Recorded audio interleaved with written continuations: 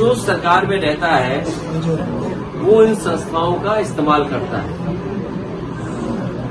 पहले कभी इस्तेमाल हुए होंगी ये संस्थाएं, आज भारतीय जनता पार्टी की सरकार है, लेकिन भारतीय जनता पार्टी ने सब सीमाएं लागू की। वो केवल अपने वोट के लिए, दूसरे लोगों को अपमानित करने के लिए ईडी, सीबीआई, इनकम टैक्स का सहारा ले रहे हैं। हमारी तो मांग ये होगी कि भारतीय जनता पार्टी अगर जीरो टॉलरेंस रखती है करप्शन के लिए, तो अपने नेताओं के, अपने विधायक, अपने लोगों का आकलन करें कि किन किन की संपत्ति बढ़ गई है, और जिन जिन की संपत्ति लगे कि ज्यादा बढ़ गई है तो उनके खिलाफ भी वही कार्रवाई होनी चाहिए जो विपक्ष के खिलाफ कार्रवाई कर रहे हैं। और मैंने कई मौकों पर कहा कि आज जमीनों का काम सबसे ज्यादा कोई कर रहा है तो भारतीय जनता पार्टी के लोग कर रहे हैं।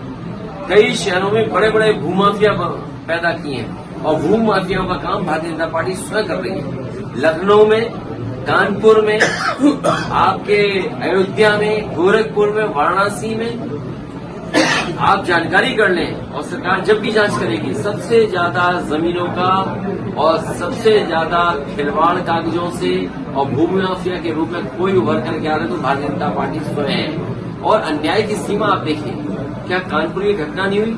एक किसान की जमीन लिखवा ली, 6 करोड़ का चेक दे दिया, बाद में उस गरीब आदमी से चेक वापस दिया, चेक फाड़ दिया, उसे आत्महत्या करनी पड़ी।